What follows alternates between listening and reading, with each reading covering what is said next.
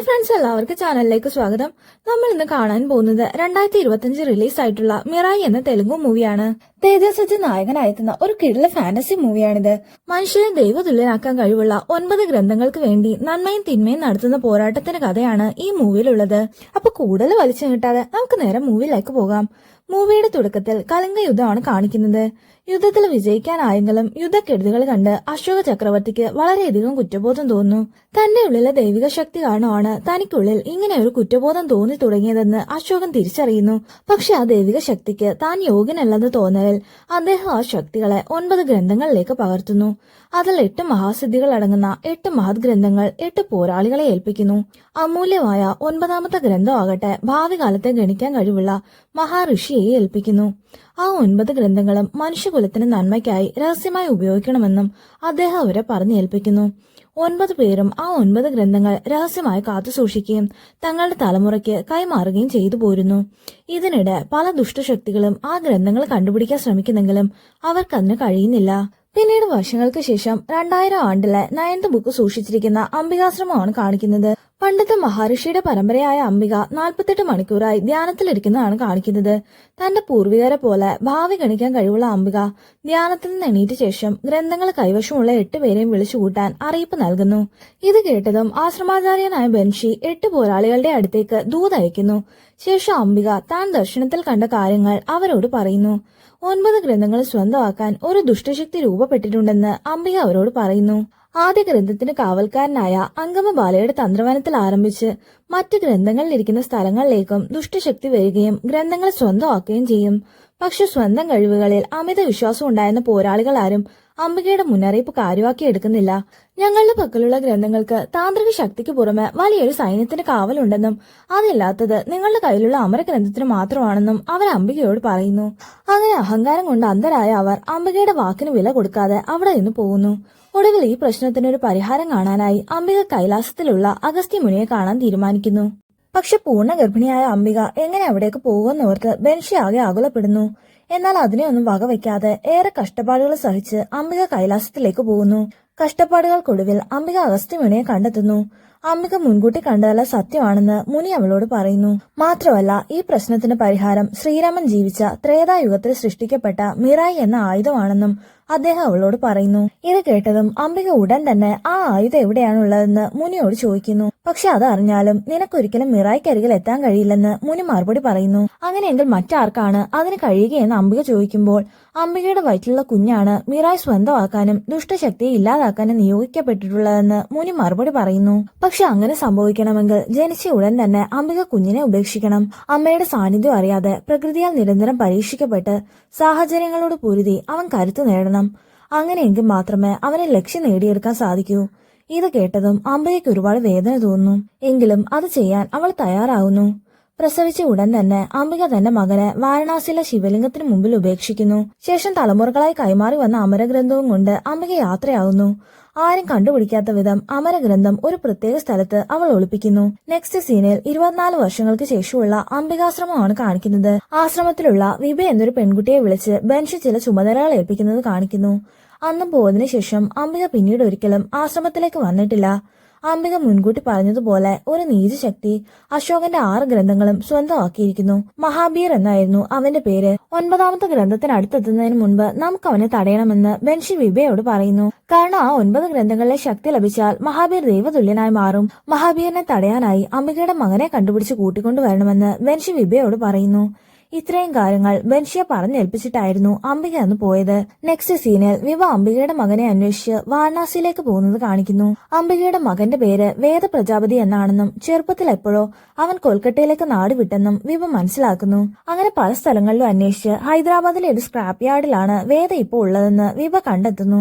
Next സീനിൽ വേദയും ദാസ് എന്നൊരു ഗുണ്ടയും തമ്മിൽ ചെറിയൊരു അടിപിടി ഉണ്ടാകുന്നതാണ് കാണിക്കുന്നത്. ദാസിന്റെ വിൽക്കാൻ വെച്ച കഞ്ചാവിൽ വേദ മലയിൽ മിക്സ് ചെയ്ത് അയാളുടെ കച്ചവടം പൂട്ടിക്കുന്നു. അതിന്റെ പേരിലാണ് ദാസിന്റെ ഗുണ്ടകളും വേദയുമായി വഴക്കുണ്ടാകുന്നത്. അല്പസമയത്തിന് ശേഷം CA അശോകും കൂട്ടരും അവിടേക്ക് വന്ന് അവരെ എല്ലാവരെയും അറസ്റ്റ് ചെയ്യുന്നു.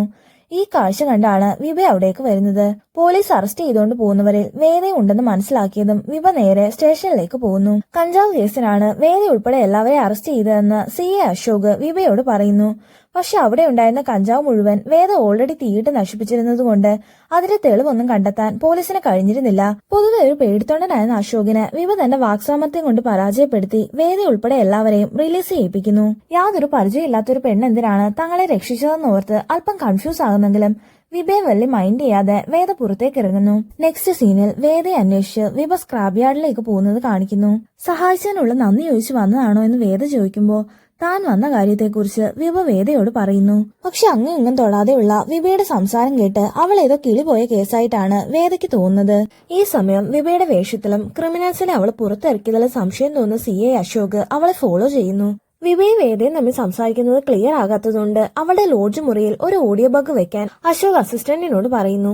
റൂമിൽ തിരിച്ചെത്തിയ ശേഷം താൻ വേദയെ കണ്ടെത്തിയെന്ന കാര്യം വിബ ബെൻഷിക്ക് ദൂതയക്കുന്നു. വിബ അയച്ച സന്ദേശം കണ്ടതും ബെൻഷിക്ക് അല്പം ആശ്വാസം തോന്നുന്നു. മറുഭാഗത്ത് മഹാബീറിന്റെ ആളുകൾ 7ാമത്തെ ഗ്രന്ഥം സൂക്ഷിച്ചിരിക്കുന്ന ജപ്പാനിലെ നിഞ്ച ഡോജോയിലേക്ക് പോകുന്നത് കാണിക്കുന്നു. അവിടുത്തെ ഗുരുവിനോട് അവർ തങ്ങളുടെ വരവിന്റെ ഉദ്ദേശം അറിയിക്കുന്നു. 7ാമത്തെ ഗ്രന്ഥം തന്നില്ലെങ്കിൽ മഹാബീറിന്റെ വാളിനിരയാകുമെന്ന് അവർ നിഞ്ച മാസ്റ്ററിനോട് പറയുന്നു. പക്ഷെ ഇത് കേട്ടതും ചെറിയൊരു പുഞ്ചിരിയോടെ അദ്ദേഹം ഫൈറ്റ് ചെയ്യാൻ തയ്യാറെടുക്കുന്നു. അപ്പോഴേക്കും ദുഷ്ടശക്തികൾ ആവാഹിച്ചെടുത്ത വാളുമായി മഹാബീർ അവിടേക്ക് വരുന്നു. തന്നെ എതിർക്കാൻ വന്ന ഡോജോയിലുള്ള ഓരോരുത്തരെയായി മഹാബീർ കൊന്നൊടുക്കുന്നു. ഒടുവിൽ ഗ്രന്ഥത്തിന്റെ സൂക്ഷിപ്പുകാരനായ നിഞ്ച മാസ്റ്ററിനെയും കൊന്ന് 7ാമത്തെ ഗ്രന്ഥമായ കാലഗ്രന്ഥവും മഹാബീർ സ്വന്തമാക്കുന്നു. മറുഭാഗത്ത് വിവ വീണ്ടും വേദയെ കണ്ട് കാര്യങ്ങൾ പറഞ്ഞു കൊടുക്കാൻ ശ്രമിക്കുന്നെങ്കിലും അവനൊന്നും വിശ്വസിക്കുന്നില്ല. പക്ഷെ പോകെ പോകെ അവന്റെ ഉള്ളിൽ അവളോടെന്തോ ഒരു പ്രത്യേക ഇഷ്ടം തോന്നി തുടങ്ങുന്നു. മറുഭാഗത്ത് ടിബറ്റിലെ ഒരു സന്യാസി ആശ്രമമാണ് കാണിക്കുന്നത്. ആ ആശ്രമത്തിൽ നിന്നും അംബികാശ്രമത്തിലേക്ക് പോകാൻ UK എന്നൊരു സന്യാസിനിയെ ആശ്രമാധിപൻ തെരഞ്ഞെടുക്കുന്നു. 10 വർഷത്തിലെ കഠിനമായ ദിനചര്യകളിലൂടെ അംബികാശ്രമത്തിലേക്ക് പോകാനുള്ള യോഗ്യത നീ നേടിയെന്ന് ഗുരുജി പറയുമ്പോൾ UKയ്ക്ക് ഒരുപാട് സന്തോഷം തോന്നുന്നു. ശേഷം ഗുരുജി UKയോട് എന്തോ ഒരു രഹസ്യവും പറഞ്ഞു കൊടുക്കുന്നു. പക്ഷെ ആ രഹസ്യം അറിഞ്ഞു കഴിയുമ്പോൾ UK കയ്യിലുണ്ടായിരുന്ന കത്തിയെടുത്ത് ഗുരുവിന്റെ നെഞ്ചി കുത്തിയിറക്കുന്നു. UK സത്യത്തിൽ മഹാബീറിന്റെ സഹായിയായിരുന്നു. തന്റെ ഗുരുദക്ഷിണയാണിതെന്ന് പറഞ്ഞ് UK ഗുരുജിയെ കൊലപ്പെടുത്തുന്നു. നെക്സ്റ്റ് സീനിൽ വേദ രാത്രി കൂട്ടുകാരുമായിട്ട് പുറത്തിരിക്കുമ്പോൾ വിവ അവിടേക്ക് വരുന്നത് കാണിക്കുന്നു. നീ പറയുന്നത് പോലെ ഞാൻ ശരിക്കും ശക്തിയുള്ള ആളാണോ എന്ന് വേദ വിബയോട് ചോദിക്കുന്നു. അംബികയുടെ മകനായ നീ തന്നെയാണ് മിറായി സ്വന്തമാക്കാനും അശോകന്റെ ഗ്രന്ഥങ്ങൾ സംരക്ഷിക്കാനും നിയോഗിക്കപ്പെട്ടവനെന്ന് വിബ മറുപടി പറയുന്നു. ഇനിയും നിനക്ക് വിശ്വാസമില്ലെങ്കിൽ ഞാൻ കാണിക്കുന്ന മന്ത്രമുദ്ര അനുകരിച്ച് സ്വയം ഉത്തരം കണ്ടെത്താനും അവൾ അവനോട് പറയുന്നു. വിവ പറഞ്ഞത് പൂർണ്ണമായിട്ട് വിശ്വസിക്കുന്നില്ലെങ്കിലും ഒരു പരീക്ഷണം പോലെ വേദ അത് ചെയ്തു നോക്കുന്നു. വിവ പറഞ്ഞുകൊടുത്ത മന്ത്രമുദ്ര അനുകരിച്ച് ധ്യാനിക്കുമ്പോൾ അംബികയുടെ വയറ്റിക്കിടന്ന് കേട്ട വാക്കുകൾ ഓർത്തെടുക്കാൻ വേദയ്ക്ക് കഴിയുന്നു. നിന്റെ ജീവിത ലക്ഷ്യം മിറായി ആണെന്നും നമ്മൾ ഇനിയും കണ്ടുമുട്ടുക തന്ത്രവനത്തിൽ വെച്ചാണെന്നും അംബിക പറയുന്നത് വേദ വീണ്ടും കേൾക്കുന്നു. ആ ധ്യാനത്തിൽ നിന്ന് പുറത്തു വരുമ്പോഴേക്കും അവന്റെ കണ്ണുകൾ നിറഞ്ഞ് മൂക്കിൽ നിന്ന് രക്തം വരുന്നുണ്ടായിരുന്നു. അപ്പോഴാണ് വിഭ ഇതുവരെ പറഞ്ഞതല്ല സത്യമായിരുന്നുവെന്ന് വേദയ്ക്ക് മനസ്സിലാകുന്നത്. വിഭ പോയതിനു ശേഷവും വേദ അവൾ പറഞ്ഞതിനെ കുറിച്ചാണ് ചിന്തിക്കുന്നത്. മറുഭാഗത്ത് നമ്മൾ ലക്ഷ്യത്തിലേക്ക് അടുത്തുവെന്ന് വിഭ ബെൻഷിക്ക് ദൂതയക്കുന്നു. നെക്സ്റ്റ് സീനിൽ മഹാബീറും അവന്റെ സഹായിയായ പ്രൊഫസറും കൂടെ 8ാമത്തെ ഗ്രന്ഥം സൂക്ഷിച്ചിരിക്കുന്ന മൊറോക്കോയിലേക്ക് പോകുന്നതാണ് കാണിക്കുന്നത്. 8ാമത്തെ ഗ്രന്ഥമായ ശബ്ദഗ്രന്ഥത്തിന്റെ കാവൽക്കാരനോട് മഹാബീർ തന്റെ വരവിന്റെ ഉദ്ദേശം അറിയിക്കുന്നു. പക്ഷെ നീ തേടി വന്നത് നിന്റെ മരണത്തെ തന്നെയാണെന്ന് പറഞ്ഞ് അദ്ദേഹം തന്റെ സഹായികളെ അവിടേക്ക് വിളിക്കുന്നു. ശേഷം സൗണ്ട് വേവ്സ് കൊണ്ട് മലകളെ പോലെ ഇല്ലാതാക്കാൻ കഴിവുള്ള ആയുധങ്ങൾ ഉപയോഗിച്ച് അവർ മഹാബീറിനെ ആക്രമിക്കുന്നു. പക്ഷെ മഹാബീറിന്റെ ശക്തിക്ക് മുമ്പിൽ പിടിച്ചു നിൽക്കാനാവാതെ അവർ ഓരോരുത്തരായി കൊല്ലപ്പെടുന്നു. ഒടുവിൽ ഗ്രന്ഥത്തിന്റെ സൂക്ഷിപ്പുകാരനെയും കൊന്ന് ശബ്ദഗ്രന്ഥവും മഹാബീർ സ്വന്തമാക്കുന്നു. മറുഭാഗത്ത് യൂക്ക തന്റെ കൂട്ടാളികളുമായി അംബികാശ്രമത്തിലേക്ക് വരുന്നത് കാണിക്കുന്നു. യൂക്കായെ കണ്ടതും തന്റെ മരണം ആഗതമായെന്ന് ബെൻഷി തിരിച്ചറിയുന്നു. 9ാമത്തെ ഗ്രന്ഥം എവിടെയാണെന്ന് യൂക്ക ചോദിക്കുമ്പോൾ അതൊരിക്കലും നിനക്ക് കിട്ടില്ലെന്ന് ബെൻഷി മറുപടി പറയുന്നു. കൃത്യം ഈ സമയത്താണ് വിഭ അയച്ച ദൂതുമായിട്ട് പ്രാവ് എവിടേക്ക് വരുന്നത്. പ്രാവിനെ കയ്യിലെടുത്ത് വിഭ അയച്ച മെസ്സേജ് യൂക്ക ഉറക്കെ വായിക്കുന്നു. ലക്ഷ്യത്തിലേക്ക് അടുത്തുവെന്ന വിഭയുടെ മെസ്സേജ് വായിച്ചറിഞ്ഞതും ബെൻഷിക്ക് അല്പം ആശ്വാസം തോന്നുന്നു. എന്റെ കടമകൾ പൂർത്തിയാക്കിയ സ്ഥിതിക്ക് മരണത്തെ സ്വീകരിക്കാൻ ഞാൻ തയ്യാറാണെന്നും യുദ്ധത്തിനു വേണ്ടി തയ്യാറായിക്കൊള്ളാനും ബെൻഷി യൂക്കയോട് പറയുന്നു. ഇത് കേട്ടതും അങ്ങനെ ആവട്ടെ എന്ന് പറഞ്ഞ് ബെൻഷി ഉൾപ്പെടെ ആ ആശ്രമം മുഴുവനും യൂക്ക ചുട്ട് ചാമ്പലാക്കുന്നു. ശേഷം കാലിൽ ട്രാക്കർ വെച്ച് പ്രാവിനെ അവൾ വിഭയുടെ അടുത്തേക്ക് അയക്കുന്നു. മറുഭാഗത്ത് വിഭ വേദയെ കൊണ്ടുപോയ തങ്ങളുടെ ബിസിനസ് നശിക്കുമെന്നോർത്ത് അവളെ ഇവിടുന്ന് പറഞ്ഞു വിടാൻ വേദയുടെ കൂട്ടുകാരെ തമ്മിൽ തീരുമാനിക്കുന്നു. അതിനുവേണ്ടി വേദയുടെ ഫ്രണ്ട് മാപ്പ് വിഭയെ കാണാൻ ലോഡ്ജിലേക്ക് പോകുന്നു. കൃത്യം ഈ സമയത്താണ് യൂക്ക അയച്ച പ്രാവ് അവിടേക്ക് വരുന്നത്. അതിന്റെ കാലിൽ പറ്റിപ്പിടിച്ച രക്തവും ട്രാക്കറും കാണുമ്പോൾ വിവയ്ക്ക് കാര്യം മനസ്സിലാവുന്നു. ഇതൊക്കെ കണ്ട് അവിടേക്ക് വന്ന മാപ്പ് ആകെ പേടിച്ചു പോകുന്നു. ഈ സമയം വിവയും മാപ്പും തമ്മിലുള്ള സംസാരം ഓഡിയോ ബഗ് വഴി അശോക് കേൾക്കുന്നുണ്ടായിരുന്നു. അവിടെ എന്തോ അപകടം സംഭവിക്കാൻ പോവുകയാണെന്ന് അശോകന് മനസ്സിലാവുന്നു. പ്രാവിന്റെ കാലിൽ ട്രാക്കർ വെച്ച് അയക്കണമെങ്കിൽ അവർ കാര്യമായിട്ട് എന്തോ പ്ലാൻ ചെയ്യുന്നുണ്ടെന്ന് മനസ്സിലാക്കി അശോകൻ തന്റെ പോലീസ് സംഘവുമായിട്ട് വിവയുടെ ലോഡ്ജിലേക്ക് പോകുന്നു. അല്പസമയം കഴിഞ്ഞതും 2 കൂട്ടാളികളുമായി UK ആ ലോഡ്ജിലേക്ക് വരുന്നു. റിസപ്ഷനിസ്റ്റിന്റെ കൈ പരിക്കേൽപ്പിച്ചാണ് വിവയുടെ റൂം നമ്പർ ഏതാണെന്ന് അവൾ തിരക്കുന്നത്. റിസപ്ഷനിസ്റ്റിന്റെ അലർച്ച കേൾക്കുമ്പോഴേ ശത്രുക്കൾ എത്തിയെന്ന് മനസ്സിലാക്കിയ വിഭ മാപ്പിനെയും കൂട്ടി UKയുടെ കണ്ണി പെടാതെ അവിടെ നിന്ന് രക്ഷപ്പെടുന്നു. റൂമിലൊക്കെ അന്വേഷിച്ചിട്ട് വിവയെ കാണാതെ UK പുറത്തേക്ക് ഇറങ്ങുമ്പോഴാണ് പോലീസ് സംഘം അവളെ തടഞ്ഞു നിർത്തുന്നത്. ഓരോ പോലീസുകാരെയായി UK കൊന്നെടുക്കുന്നത് കണ്ട് പേടിച്ച് വിവയുടെ അടുത്തേക്ക് താൻ കൂട്ടിക്കൊണ്ടു പോകാമെന്ന് അശോക് അവളോട് പറയുന്നു. മറുഭാഗത്ത് വിവയും മാപ്പും കൂടെ വേദയുടെ അടുത്തേക്ക് വരുന്നത് കാണിക്കുന്നു. കണ്ടയുടൻ തന്നെ വിവ അവനെ ഓടിച്ചെന്ന് കെട്ടിപ്പിടിക്കുന്നു. നിന്റെ അമ്മ നിന്നെ വിശ്വസിച്ചതുപോലെ ഞങ്ങൾ നിന്നെ വിശ്വസിക്കുന്നുണ്ടെന്നും ഇനിയെങ്കിലും നിന്നെ വിശ്വസിക്കുന്നവരുടെ കൂടെ നിൽക്കാനും വിവ അവനോട് പറയുന്നു. അപ്പോഴേക്കും വിവയെ അന്വേഷിച്ച് UKയും കൂട്ടാളികൾ അവിടേക്ക് വരുന്നു. ഇനി അവശേഷിക്കുന്നത് നീ മാത്രമാണെന്നും ഇവരെ കൂടി കൊല്ലണ്ടെങ്കിൽ എന്റെ ഒപ്പം വരാനും UK വിവയോട് പറയുന്നു. ഇത് കേട്ട് UKയ്ക്കൊപ്പം പോകാനൊരുങ്ങുന്ന വിവയെ വേദ തടഞ്ഞു നിർത്തുന്നു. ഒടുവിൽ വിവയ്ക്ക് വേണ്ടി വേദ UKയുമായി ഏറ്റുമുട്ടുന്നു. പക്ഷെ അധിക നേരം UKയോട് പിടിച്ചു നിൽക്കാൻ വേദയ്ക്ക് കഴിയുന്നില്ല.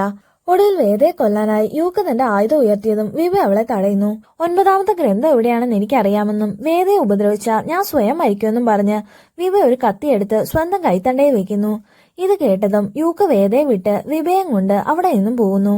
വിവയെ കൊണ്ടുപോകുന്നത് കണ്ടിട്ടും ഒന്നും ചെയ്യാനാവാതെ വേദ തളർന്ന് നിലത്തേക്ക് വീഴുന്നു. പക്ഷെ അല്പസമയം കഴിഞ്ഞതും വേദ എഴുന്നേറ്റ് മുൻപ് വിഭ പറഞ്ഞുകൊടുത്ത മന്ത്രമുദ്ര അനുകരിച്ച് ധ്യാനിക്കുന്നു. ഈ സമയം വേദയുടെ ശരീരത്തിലെ രക്തത്തുള്ളികളിൽ മഴവെള്ളം വീണ് അവന്റെ നെഞ്ചിലായി ഒരു ടാറ്റു രൂപം കൊള്ളുന്നു. ഒപ്പം ഇതാണ് സമയമെന്ന് അംബികയുടെ വാക്കുകളും വേദയുടെ ചെവിയും മുഴങ്ങുന്നു. നെക്സ്റ്റ് സീനിൽ ഹോസ്പിറ്റലിലുള്ള വേദയുടെ അടുത്തേക്ക് മാപ്പ് വരുന്നതാണ് കാണിക്കുന്നത്. സംശയിച്ചതുപോലെ നിന്റെ നെഞ്ചിലുള്ളത് വെറും ടാറ്റു അല്ലെന്നും മിറായിലേക്ക് എത്താനുള്ള വഴിയാണെന്നും മാപ്പ് വേദയോട് പറയുന്നു. അതിൻ പ്രകാരം നോർത്ത് ഹിമാലയത്തിന് അപ്പുറത്തായിട്ടാണ് ലൊക്കേഷൻ കാണിക്കുന്നത്.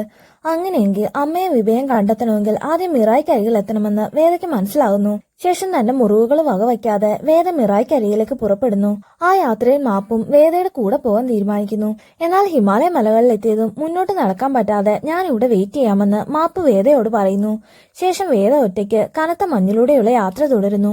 വഴിയിലായി ഒരു ഗരുഡന്റെ പ്രതിഷ്ഠ കണ്ടതും രാമനെ യുദ്ധത്തിൽ സഹായിച്ച സമ്പാദ്യ പക്ഷിയുടെ പിൻഗാമികളാണ് മിറായുടെ കാവൽക്കാരെന്ന് അമ്മ പറഞ്ഞു തന്നത് വേദയ്ക്ക് ഓർമ്മ വരുന്നു. ഏറെ നേരത്തെ കഠിന യാത്രയ്ക്കൊടുവിൽ വേദ കാല് തെറ്റി ഒരു ഗുഹയ്ക്കുള്ളിലേക്ക് വീഴുന്നു. എന്നാൽ ആ ഗുഹയ്ക്കുള്ളിൽ താൻ തേടിവന്ന മിറായി കണ്ടതും വേദയ്ക്ക് അത്ഭുതം തോന്നുന്നു. പക്ഷെ മിറായ്ക്കരികിലേക്ക് നടക്കാൻ തുടങ്ങുമ്പോഴാണ് തൊട്ടു മുൻപിലുള്ള തണുത്തുറഞ്ഞ വെള്ളത്തിനടിയിൽ നിന്ന് എന്തോ പുറത്തേക്ക് വരുന്നത്. മുകളിലേക്ക് ഉയർന്നു വരുന്ന സമ്പാദ്യ പക്ഷിയുടെ പിൻഗാമിയെ കണ്ടതും വേദയാകെ ഷോക്കാവുന്നു. സമ്പാദ്യം മറികടന്നാലേ മിറായി സ്വന്തമാക്കാൻ സാധിക്കൂ എന്ന് വേദയ്ക്ക് മനസ്സിലാകുന്നു. പക്ഷെ അത്രയും ഭീമാകാരനായ പക്ഷിയെ തോൽപ്പിക്കാൻ അവന് സാധിക്കുന്നില്ല. ഒടുവിൽ അവന് അമ്മയുടെ വാക്കുകൾ ഓർമ്മ വരുന്നു. ശക്തി കൊണ്ട് സമ്പാദ്യയെ തോൽപ്പിക്കാനാവുകയില്ലെന്നും എന്നാൽ നിന്റെ ലക്ഷ്യം മനസ്സിലാക്കിയാൽ അത് നിനക്ക് വഴിമാറുമെന്നും അമ്മ പറഞ്ഞത് വേദയ്ക്ക് ഓർമ്മ വരുന്നു. അവൻ ഉടൻ തന്നെ സമ്പാദ്യയെ കീഴടക്കാനുള്ള ശ്രമം ഉപേക്ഷിച്ച് സമ്പാദ്യയുടെ നെറുകിൽ തെളിഞ്ഞ ദൈവിക മുദ്രയിലേക്ക് കൈവയ്ക്കുന്നു. വേദയുടെ ഉദ്ദേശശുദ്ധി തിരിച്ചറിഞ്ഞതും സമ്പാദ്യ തന്നെ അവനെ മിറായ്ക്കരികിലേക്ക് കൊണ്ടുപോകുന്നു.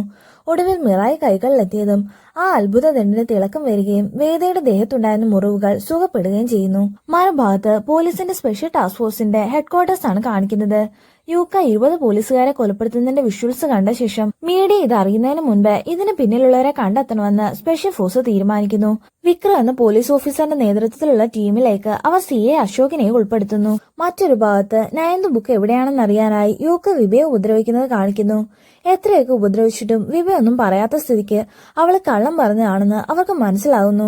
നെക്സ്റ്റ് സീനിൽ ഹിമാലയത്തിനടുത്തുള്ള ചെറിയൊരു കടയിൽ വേദയും മാപ്പും ഭക്ഷണത്തിനിരിക്കുന്നതാണ് കാണിക്കുന്നത്. മിറായ്ക്ക് ഒരുപാട് ശക്തികൾ ഉണ്ടെന്ന് അറിയാമെങ്കിലും അതെങ്ങനെ പ്രയോഗിക്കണമെന്നറിയാതെ വേദ അത് തലങ്ങും വിലങ്ങും വെച്ച് പരിശോധിക്കുന്നു. പക്ഷെ വെറും ഒരു ദണ്ഡ് എന്നതിലുപരി അതിൽ മറ്റൊരു ശക്തിയും കണ്ടെത്താൻ അവന് സാധിക്കുന്നില്ല. അപ്പോഴാണ് അവന് സഹായത്തിനായി അഗസ്ത്യമുനി അവിടേക്ക് വരുന്നത്. അദ്ദേഹം അവന് സ്വയം പരിചയപ്പെടുത്തി കൊടുക്കുന്നു. നിന്റെ ഉള്ളിലെ ചോദ്യങ്ങൾക്ക് ഉത്തരം അറിയാനായി ശ്രീരാമൻ ആദ്യമായി ആയുധം കയ്യിലേന്തിയ സിദ്ധക്ഷേത്രത്തിലേക്ക് പോകണമെന്ന് മുനി വേദയോട് പറയുന്നു. ശേഷം വേദയും മാപ്പും മുനിയോടൊപ്പം സിദ്ധക്ഷേത്രത്തിലേക്ക് യാത്രയാവുന്നു. മറുഭാഗത്ത് UK വിഭയെ കൂട്ടി മഹാബീറിന്റെ അടുത്തേക്ക് വരുന്നത് കാണിക്കുന്നു. ദൈവിക ശക്തികൾ അടങ്ങുന്ന മഹത് ഗ്രന്ഥം എന്തിനാണ് നിന്നെപ്പോലൊരു നീച സ്വന്തമാക്കാൻ ശ്രമിക്കുന്നതെന്ന് വിഭ മഹാവീറിനോട് ചോദിക്കുന്നു. ഇത് കേട്ടതും മഹാബീർ വളരെയധികം അമർഷത്തോടെ തന്റെ പഴയ കാലം അവളോട് പറയുന്നു. ഒരു കുഗ്രാമത്തിൽ താഴ്ന്ന ജാതിക്കാരനായിട്ടാണ് മഹാബീർ ജനിച്ചത്. ഭർത്താവ് രണ്ടാം വിവാഹം കഴിച്ചത് ചോദ്യം ചെയ്ത മഹാബീറിന്റെ അമ്മയെ ഭർത്താവും നാട്ടുകാരും ചേർന്ന് ബാധ കയറിയെന്ന് മുദ്രകുത്തി ആചാരത്തിന്റെ പേരും പറഞ്ഞ് കൊലപ്പെടുത്തുന്നു. ശേഷം ആരോരും ചോദിക്കാനില്ലാത്ത മഹാബീറിനോടും അവരെ വേർതിരിവ് കാണിക്കുന്നു. പഠിക്കാനുള്ള കഴിവുണ്ടായിട്ടും താഴ്ന്ന ജാതിക്കാർക്ക് അറിവ് നേടാനുള്ള അർഹത ദൈവം കൊടുത്തിട്ടില്ലെന്ന് പറഞ്ഞ് പഠിക്കാനുള്ള അവസരവും അവന് നിഷേധിക്കപ്പെടുന്നു. ഒടുവിൽ എങ്ങനെയെങ്കിലും നാട്ടുകാരുടെ അംഗീകാരം നേടണമെന്ന് കരുതി ജലക്ഷാമം നേരിട്ട ആ ഗ്രാമത്തിലേക്ക് അവൻ മലമുകളിൽ നിന്നും ഉറവ് വെട്ടി വെള്ളം തിരിച്ചുവിടുന്നു. ഇത്തവണയെങ്കിലും തന്നെ അംഗീകരിക്കുമെന്ന് കരുതിയിരിക്കുമ്പോഴാണ് ജലക്ഷാമം മാറ്റിയതിന് ജനങ്ങളെ ദൈവത്തിന് നന്ദി പറയുന്നത് കാണുന്നത്. താനാണ് ഉറവ് വെട്ടി വെള്ളം കൊണ്ടുവന്നതെന്ന് മഹാവീർ പറയുന്നെങ്കിലും ആരും അത് വിശ്വസിക്കുന്നില്ല. ഇങ്ങനെ ഓരോ തവണയും കഴിവുണ്ടായിട്ടും തനിക്ക് അർഹിച്ച അംഗീകാരം കിട്ടാത്തതിന് കാരണം ദൈവമാണെന്ന് തിരിച്ചറിയുന്ന മഹാബീർ ദൈവത്തിന്റെ വിഗ്രഹം നശിപ്പിച്ചു കളയുന്നു. ഇത് കണ്ടതും ദൈവത്തിനെതിരായി പ്രവർത്തിച്ചതിന് നാട്ടുകാരെല്ലാവരും ചേർന്ന് അവനെ കെട്ടിയിട്ട് കല്ലെറിയുന്നു. ആ സംഭവത്തോടെ മഹാബീറിന്റെ ഉള്ളിലെ പക 10 മടങ്ങ് വർദ്ധിക്കുന്നു. തനിക്ക് അവസരങ്ങൾ നിഷേധിച്ച അധ്യാപകനെയും മറ്റാളുകളെ ഉൾപ്പെടെ ആ നാട് മുഴുവൻ മഹാബീർ തീയിട്ട് നശിപ്പിക്കുന്നു. അശോകന്റെ 9 ഗ്രന്ഥങ്ങളും ഒരേ സമയം തന്നിലേക്ക് ആവാഹിച്ചാൽ ഏതൊരു മനുഷ്യനും ദൈവതുല്യമായ ശക്തി ലഭിക്കും. കഴിവുള്ളവന് വേർതിരിവില്ലാതെ അംഗീകാരം ലഭിക്കണമെങ്കിൽ ദൈവമില്ലാത്തൊരു ലോകം വേണമെന്നും അതിനുള്ള ശക്തി നേടാനാണ് തന്റെ പരിശ്രമമെന്നും മഹാബീർ വിഭയോട് പറയുന്നു.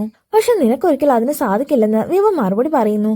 കാരണം ഇത്തരം ഒരു സാഹചര്യം ഉണ്ടാകുമെന്ന് അംബിക മുൻകൂട്ടി കണ്ടതാണെന്നും അതിനുള്ള പരിഹാരവും അവൾ തന്നെ ചെയ്തിട്ടുണ്ടെന്നും വിഭ അവരോട് പറയുന്നു. ആ പരിഹാരം അംബികയുടെ മകനാണെന്ന് വിഭ പറയുമ്പോൾ 9ാമത്തെ ഗ്രന്ഥത്തിനടുത്തെത്താൻ നിനക്കൊരു യോദ്ധാവിനെ നേരിടേണ്ടി വരുമെന്ന് അംബിക മുൻപ് പറഞ്ഞ കാര്യം മഹാബീറിന് ഓർമ്മ വരുന്നു.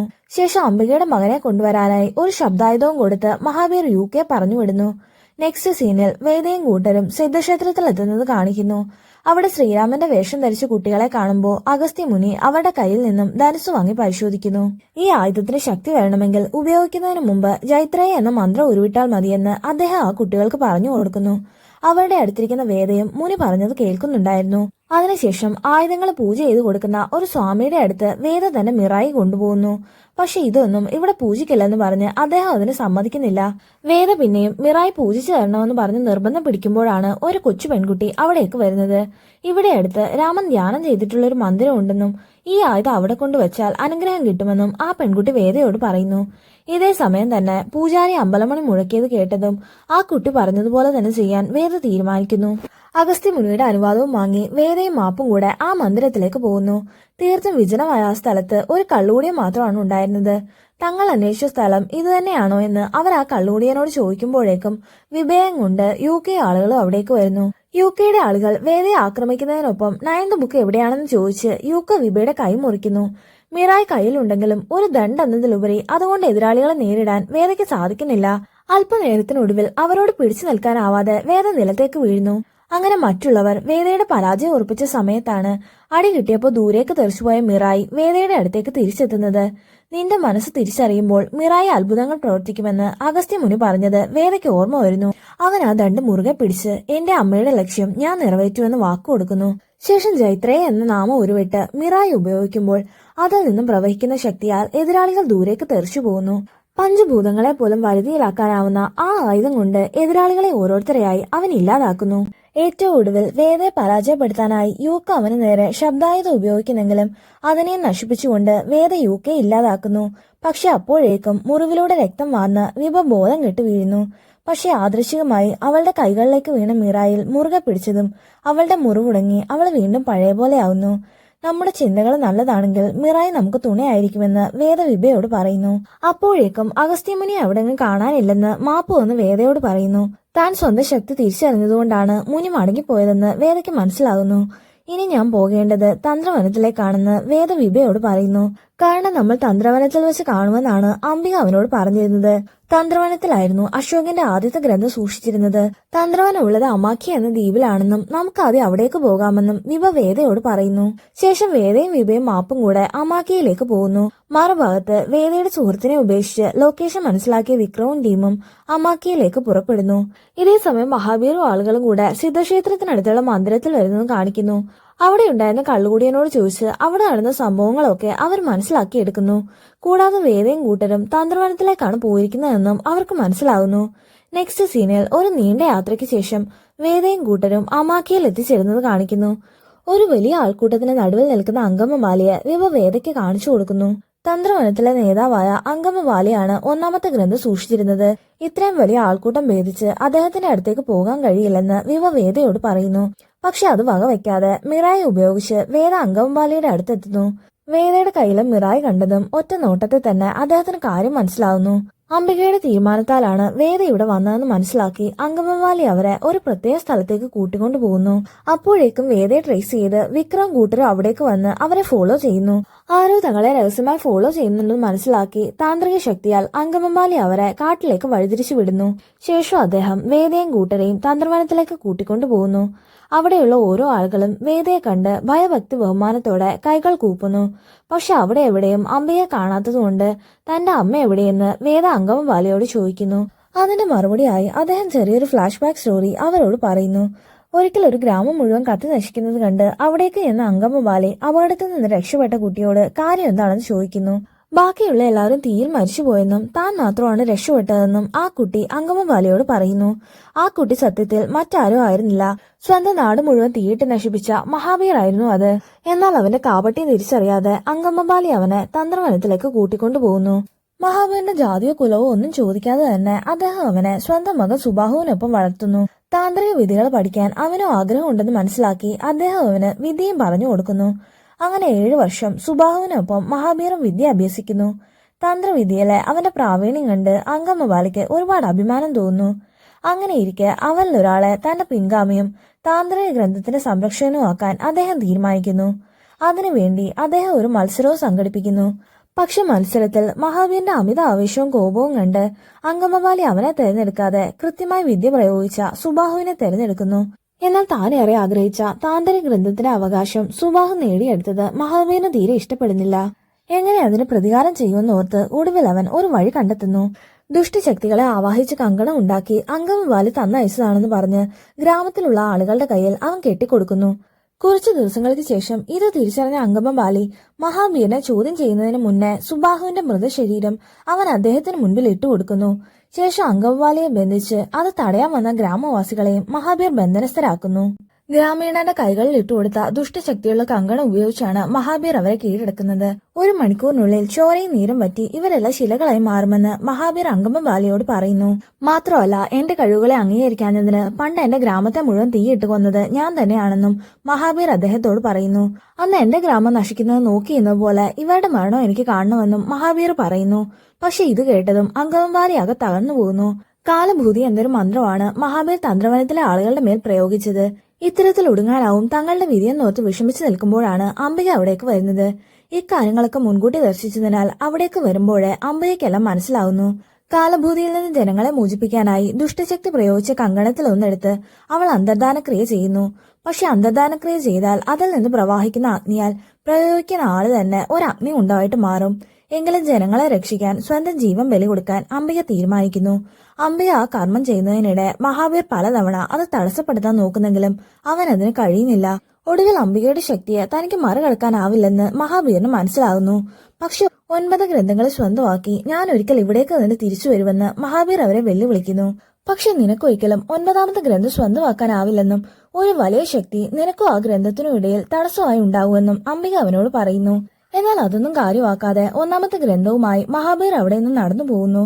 അംബിക പൂർണ്ണമായി തീയിലെറിഞ്ഞടങ്ങിയതും കാലഭൂതിയുടെ ശക്തി നശിക്കുകയും ആളുകൾ പഴയ പോലെ ആവുകയും ചെയ്യുന്നു. അന്നത്തെ ആ സംഭവത്തിനു ശേഷം അംബിക ജീവത്യാഗം ചെയ്ത സ്ഥലത്ത് അവളുടെ കൽപ്രതിമ പണിത് ജനങ്ങൾ അവളെ ആരാധിക്കുന്നു. ഒരു തീക്കുണ്ടത്തിന് നടുവിൽ ജ്യോതിയായി ജ്വലിക്കുന്ന അംബികയുടെ ശില അങ്കമവാലി വേദയ്ക്ക് കാണിച്ചു കൊടുക്കുന്നു. അമ്മയുടെ ഈ ത്യാഗങ്ങൾക്ക് അർത്ഥം ഉണ്ടാവണമെങ്കിൽ ആ 9 ഗ്രന്ഥങ്ങൾ സംരക്ഷിക്കപ്പെടണമെന്നും ആ കർത്തവ്യം താൻ പൂർത്തീകരിക്കുമെന്നും അഗ്നിയെ സാക്ഷിയാക്കി വേദ പ്രതിജ്ഞ ചെയ്യുന്നു. പക്ഷെ അമരഗ്രന്ഥം അംബിക സൂക്ഷിച്ചത് എവിടെയാണെന്ന് അങ്കമവാലിക്ക് അറിയുമായിരുന്നില്ല. അപ്പോഴാണ് ആകാശത്തൊരു വാൽ നക്ഷത്രം വേദയ്ക്ക് വഴി കാട്ടുന്നത്. അത് തിരിച്ചറിഞ്ഞ വേദ നക്ഷത്രം കാണിച്ച ദിശയിലൂടെ ഒറ്റയ്ക്ക് മുന്നോട്ടു പോകുന്നു. മുന്നോട്ട് നടന്നതും ജ്വലിക്കുന്ന ശലഭങ്ങൾ അവന് വഴി കാട്ടുന്നു. ആ യാത്രയ്ക്കൊടുവിൽ ഏറെ ദൂരെയുള്ള ഒരു ഗുഹയിലേക്ക് അവൻ എത്തിച്ചേരുന്നു. പക്ഷെ ആ ഗുഹയ്ക്കുള്ളിൽ പ്രത്യേകിച്ചൊന്നും കണ്ടെത്താൻ അവന് സാധിക്കുന്നില്ല. അമ്മയെപ്പോലെ ചിന്തിക്കാൻ അറിയില്ലെങ്കിലും അമ്മയുടെ ലക്ഷ്യം ഞാൻ നിറവേറ്റുമെന്നും അതിനായി ഒരു വഴി കാണിച്ചു തരാനും വേദ അംബികയോട് പ്രാർത്ഥിക്കുന്നു.